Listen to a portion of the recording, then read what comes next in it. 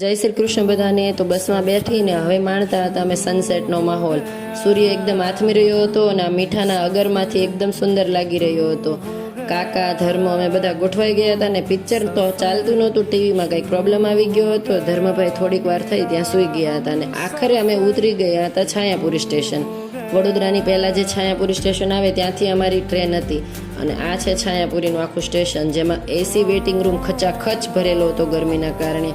તો જમવાનું પણ અમારે ત્યાં મેળ નહોતો આવે એમ, એટલે અમે લોકો જનરલના વેઇટિંગ રૂમમાં જઈ અને આરામથી જમ્યા, કારણ કે ત્યાં જગ્યા હતી। અને કાકા મારો ડબ્બો સાફ કરી દે છે કે મારો થેલો બગડે નહીં। બાપા અમે આવી રહ્યા છીએ। ટ્રેન હતી અમારી 1 વાગ્યાની, એટલે અમે એસીના વેઇટિંગ રૂમમાં ફરી જતા રહ્યા હતા, કારણ કે ગરમી ખૂબ લાગતી હતી। અને આખરે 12:30 થતાં અમે પ્લેટફોર્મ ઉપર ગોઠવાણા હતા ટ્રેનની રાહ જોવાના કારણે। ટ્રેન તો હજી આવતી નહોતી, લેટ કરતી હતી ને છેલ્લે ટ્રેન આવી અને સૌથી પહેલું કામ કર્યું, અમે સૂઈ ગયા અને પપ્પાને કહી દીધું આવજો। સવારમાં જાગીને મમ્મીના થેપલા, અથાણું અને દહીંનો મસ્ત મજાનો નાસ્તો સવારમાં કરી લીધો હતો। અને આપણે તો ગુજરાતીઓ બીજા બધાને જમાડીને જમવાવાળા, એટલે અમે બધાને થેપલાની વહેંચણી કરી દીધી હતી કે તમે બધા પણ 2 થેપલા ખાઓ।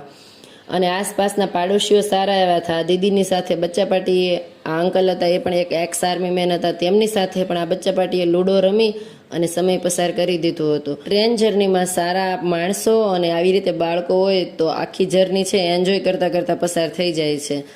અમારી જર્ની ખૂબ લાંબી હતી, એટલે વચ્ચે બાળકો નાસ્તો વગેરે કરતા હતા અને બપોરે અમે થાળી મગાવી લીધી હતી, કારણ કે શાક તો હવે સારું રહે ને, એટલે થાળી મગાવ્યા સિવાય છૂટકો હતો નહીં। અને આ નાનકડો બાબુ છે તે આખી ટ્રેનના બર્થને મસ્ત એન્જોય કરાવી રહ્યો હતો અને ધર્મએ પણ પોતાની જેવડો એક ભાઈબંધ શોધી લીધો હતો।